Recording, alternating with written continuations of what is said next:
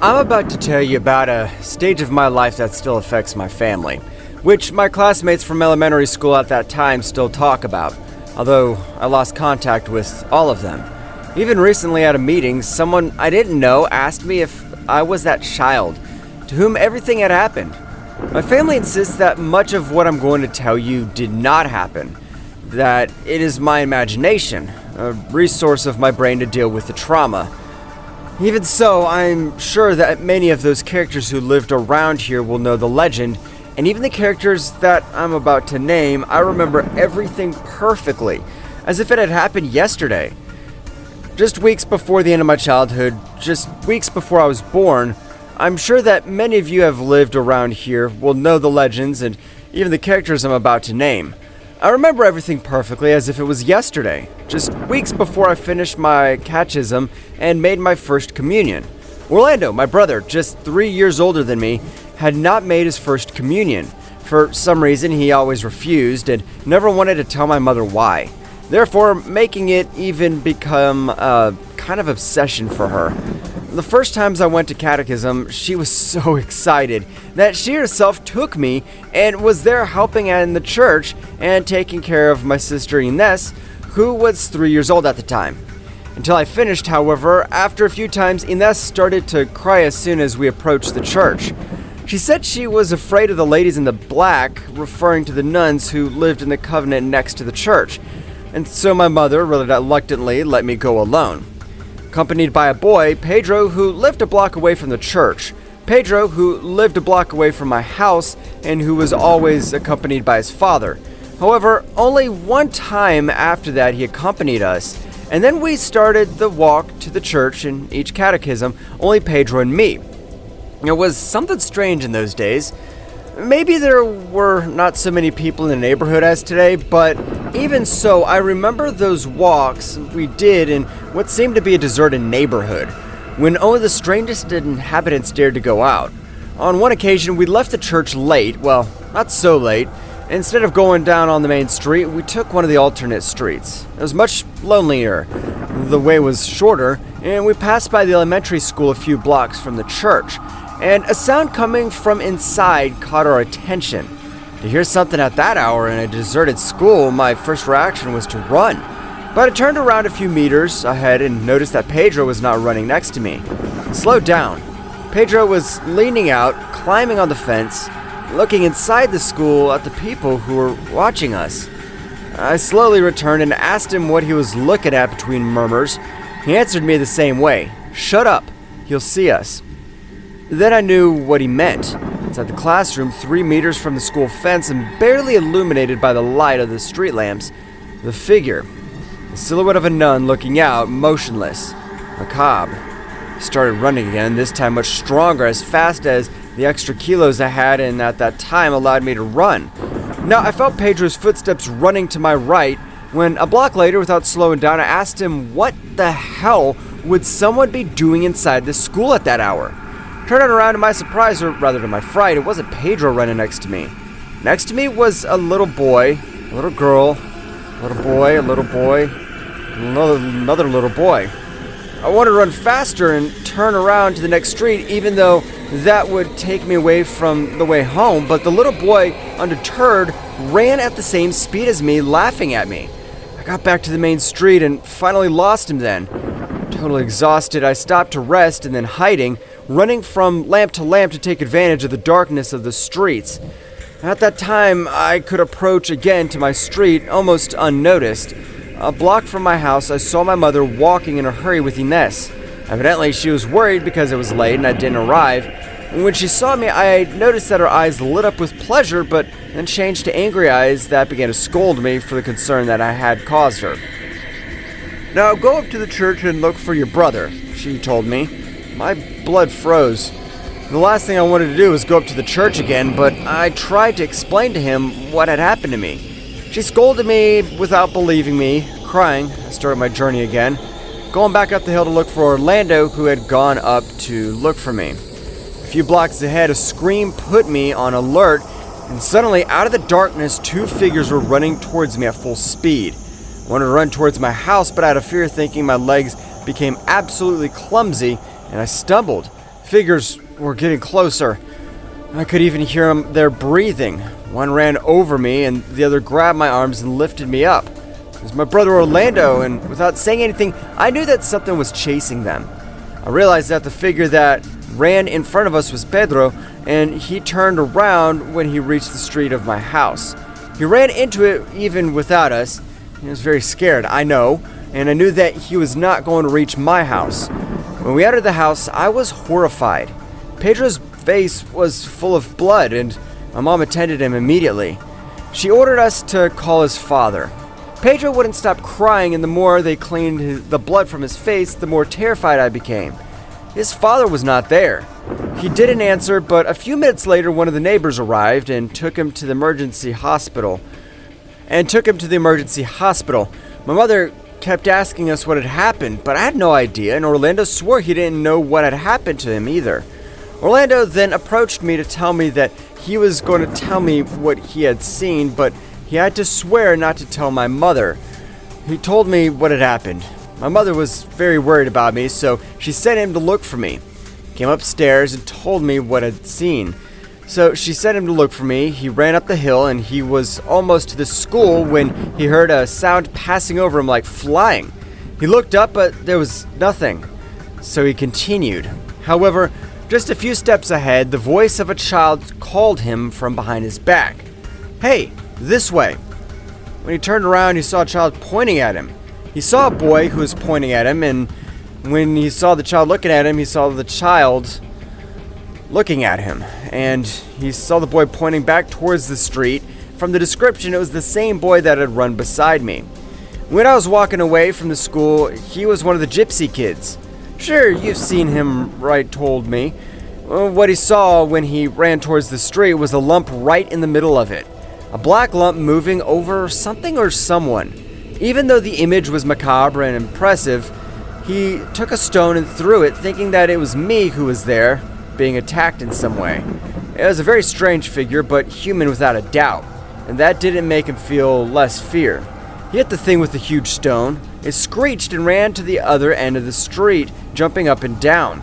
Orlando ran towards the figure of a bloody boy, and when he reached him, he realized that it was Pedro. Orlando ran towards the figure of the bloody boy, and when he reached it, he saw that it was Pedro, and Pedro looked at Orlando's back, being able to barely open his eyes because of the blood on his face.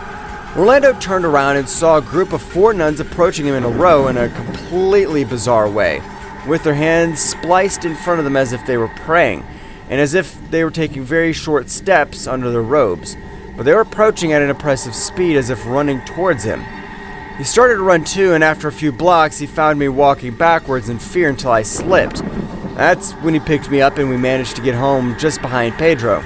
My mom wouldn't believe us, but I had seen them before. She told me they dress like nuns and sometimes they approach the church. They walk around and stare at me. "You know why I didn't make my first communion?" she asked me. "Why don't you believe in God?" I told her more in a questioning tone than answering with certainty. It wasn't because of them. I went to 2 catechism classes too. It was even earlier back then, and we used to play soccer in the space next to the church right in front of the convent. The nuns were very kind. Sometimes we even knocked on their door and they gave us all children glasses of water, but one time we were surprised by a group of nuns dressed completely in black who seemed to curse us in a low voice. While we were playing soccer, they were not on the side of the church, but on the side of the street above the field where we were playing. They were saying really bad things. Very bad things. We were ignoring them, but then one of the younger boys approached them to take a ball. One of them ran towards him as if he was going to take it. He almost started running towards us, crying, while the others laughed loudly, almost screaming. While we were watching them behind our backs, the door of the convent opened, and one of the nuns shouted at us to go into church, but we all ran but managed to turn around. 2 young girls came out of the convent, rushing almost threateningly towards the others who were next to the church grounds, and when they saw them, they started to run, but laughing. I remember that one of the catechists approached us. She was just a teenager too, and she asked us not to play so late, much less when they were there. I asked her if those nuns in black were bad, and she told me that of course they were not nuns, but that they were crazy people who wanted to scare us. At that moment, my brother paused in the story. He took a deep breath as if he had reached a painful moment, then continued. But I'm sure that they were more evil than she believed. That they were not only looking to scare us. Shortly after we saw them for the first time, Raul's happened. Orlando stopped again in his story, but I knew why. I knew what he was referring to. Raul was a classmate of his who had died. They didn't tell me how because I was very small, but I knew that it had been in a very ugly way, and among the boys of the first year of school, they told me completely crazy things about it. For those who don't know, the colony in San Andreas neighborhood. For those who do not know, the hill of San Andreas is in a kind of small hill, and ended in a ravine on one of its sides. These ravines gave to a stream with a dirt road on the side. Today, there's already a boulevard of the most sought after in Riobamba. But in the early 90s, there was nothing like that. There in the creek, they had found Raul's body. I remember well that several children gathered from the ravines where the streets of the hill ended to see all the movement of the patrols, and curious that arrived to that place, Raul was playing soccer with us that day when we saw him. My brother continued, and later he saw them again, one night very close to the school, and when he said that, I remembered the vision that Pedro and I had a while ago at the school. I thought about what would have happened to him, maybe if my brother had not arrived when they threw him in the street. Although they made fun of me, that was the easiest part to believe. From then on, the most macabre and bizarre things happened in my experiences. The next time I saw Pedro was very far away. He was leaning out of one of the windows of his house, and half of his face was covered by a bandage covering his wounds. That day, his dad was preparing the move. We didn't notice when they left, and they didn't say goodbye to the neighbors. We understood that the moves back then were common, and there was no fuss when the family left the neighborhood. But even with the first day, only Orlando, my brother, and I thought that something had to do with what happened that night. Orlando, since they went out with me whenever possible, especially when I had to return late from catechism or from my friend's house. My mother, even today, especially with what would have ended up happening later, feels guilty for not have given the importance she deserved to the whole situation. There were 2 or 3 days of tranquility until one afternoon when we noticed the absence of Odin, a stray cat that we adopted months ago when he was just a baby.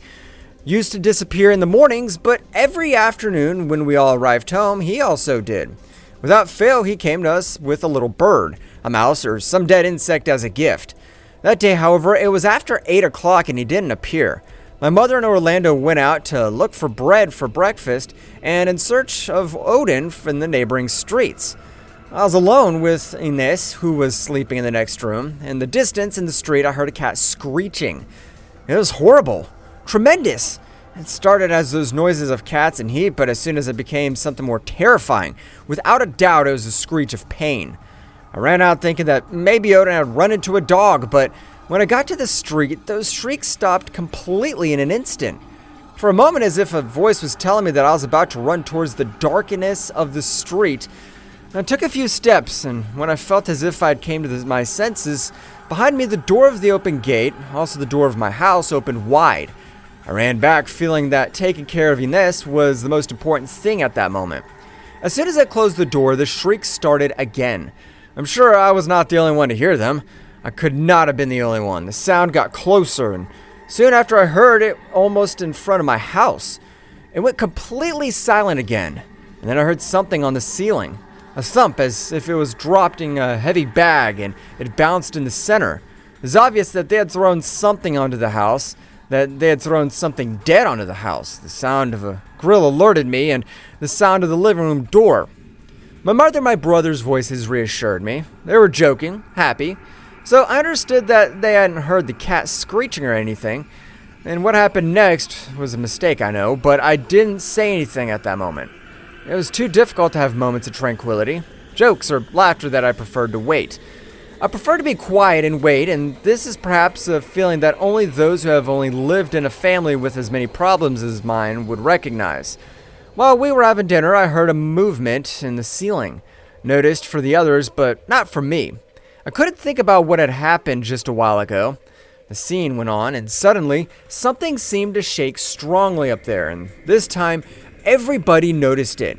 This time Orlando quickly put on his sweater to go up to check, and I hurried after him to get there before. He loved Odin more than anyone, and I felt that if I had to avoid a bigger impact if it was really our cat, which was now on the roof, I told him that I'd go up and that if he should stop the wooden ladder we were using. It's about to break, and if you fall I can't catch you, but you can catch me. I told him, and he listened to me, so when I went up in the distance, I could see a figure. It was Odin, or so I thought. However, he was standing, looking towards the street, giving me the sword. I spoke to him, and he didn't pay any attention to me. I shouted at him, and I called him in all the ways he obeyed us, but he didn't move. "What do you have?" asked my brother. "Is he all right?" "Yes," I told him. "Don't worry," but together when I said that, Odin, or the cat that was on the roof, turned slowly towards me, as if he knew what I was doing not to alarm my brother. As if that creature could make fun of me. What I saw is one of the things that torment me every night when I try to sleep. And even today, every time I close my eyes, when I turn around, a half smile on the cat froze my heart. And it's that part of the animal's face that seemed to be that of a child. A face similar to Pedro's. Without wanting to, I took a step backwards that made me fall from the stairs. I fell on Orlando, who didn't calculate my weight, and we gave each other a good blow. After that, I only remembered that we both cried and that my mom somehow could carry us both and put us in the house. The next thing I remember is that when I woke up in the morning with a strong headache, which was no excuse for my mother not to wake us up at 6:30 in the morning so we could get ready to go to school. During the whole morning, I wanted to convince myself that the vision of that cat, or whatever it was, had only been a product of my imagination. Of the darkness in my concern for Odin, of recess that I was approached by Carlos, a 6th grade boy who lived in the street, and he approached me. I thought, by reflex, that he would try to bother me or hit me as a reaction when an older boy approached me or someone from my group of friends. This time, Carlos, however, approached me seriously and with clear intent to ask me something. "Hey, what happens at night in front of your house?" I answered him that I didn't know what he was talking about. "Look, my dad always comes home late from work, and he told me, and today in the morning he told us that last night in front of your house there were 3 nuns standing on the sidewalk looking in. My mom says that my dad came home pale. When I heard what she had told me, I couldn't answer her, and I started to run. I found Orlando near her living room, but before telling him what they had just told me, I felt that I couldn't do it, that we would end up worrying my mom, and the last thing I needed was a new worry at that moment. So it just felt strange. I thought that hiding it was less real, that if I didn't talk about the things that were happening, they would stop happening.